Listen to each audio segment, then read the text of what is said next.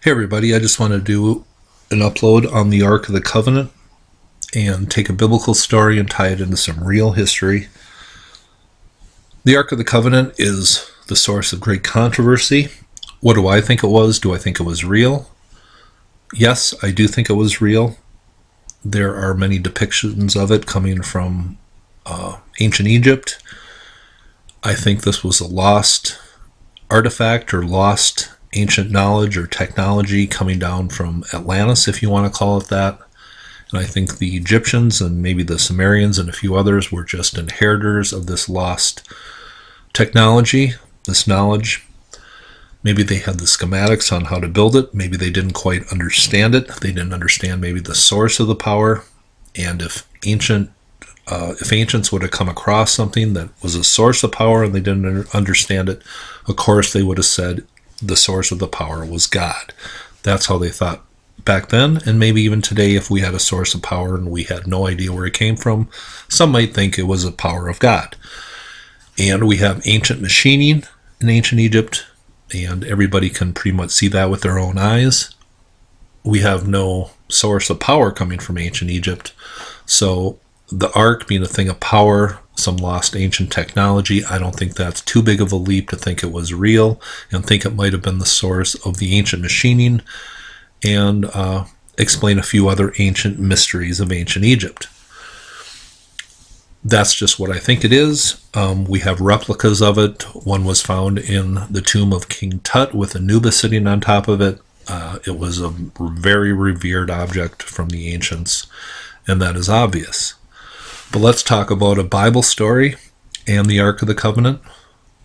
But first of all, if you follow my videos, you know where I say that the Solomon story was taken from the Pharaoh Amenhotep III. I have showed you many correlations that proves that the Bible story was taken from the life of Amenhotep III, the story of Solomon was.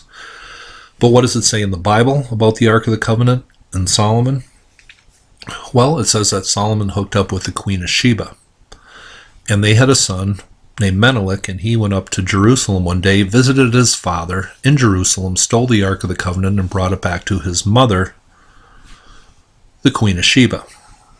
Well, if my theory is correct, then we need to follow the story and the son and the wife of Amenhotep III to see if there's any connection to true history in the Ark of the Covenant. Well, who was Amenhotep III's son? Well, he was Akhenaten. So, if in the biblical story Solomon's son Menelik steals the Ark of the Covenant, then in real history Amenhotep III's son Akhenaten must have stolen the Ark of the Covenant. And there is record of Akhenaten taking many treasures from previous pharaohs of Egypt, and maybe including his father. His father, Amenhotep III, of course, built the first temple to store the Ark of the Covenant in ancient Thebes, present-day Luxor. But we got to follow the story to the end here. It says in the biblical story that Solomon's son Menelik stole the Ark of the Covenant and brought it to his mother, the Queen of Sheba. Well, if real history says Akhenaten took the Ark of the Covenant or other treasures from his father Amenhotep III and he took it to his mother, well, who was Akhenaten's mother? Well, she was Tai. She was Amenhotep III's wife. She was the queen of Nubia / Ethiopia. In other words, she was the Queen of Sheba. It's the exact same story and one of the biggest confirmations that Amenhotep III was the biblical Solomon. I don't think you can ignore that whatsoever. So if Amenhotep III's son, Akhenaten, stole the Ark of the Covenant and brought it to his mother, Tai, then today where would it rest? Well, it would rest in Ethiopia, more precisely Aksum, Ethiopia, and that is where we have maybe the strongest tradition of where the Ark is today, and Graham Hancock talks about that. I will leave a link for that article below.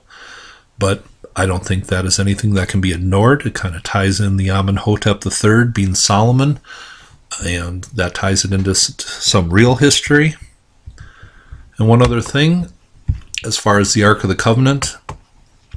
If you want to really learn about the Ark of the Covenant and some history on it, I would recommend The Sign and the Seal by Graham Hancock. And he has one story in there of the Hebrews, because Jerusalem became unsafe. They took the Ark of the Covenant to Elephantine Island, down here by Aswan in Egypt, and they built a temple, and according to Graham Hancock, it was an exact replica of the Temple of Solomon. They built it here on Elephantine Island to store the Ark of the Covenant when Jerusalem became unsafe. But who really built this temple? Well, the temple on Elephantine Island was built by Amenhotep III, not Solomon. Sometimes when we decipher ancient mysteries, we kind of get to a dead end, or we kind of have true history lost because we take the Bible as true history, when we really should be taking the history of the 18th dynasty of Egypt and the pharaohs and all of that. So I hope you thought this was interesting. That is the story of Amenhotep III and Solomon and the Ark of the Covenant, and possibly where it could be today. And it all ties in with the Queen of Sheba. Amenhotep III was married to her, and Solomon had a son with her. So I don't think that is a coincidence. Have a nice day.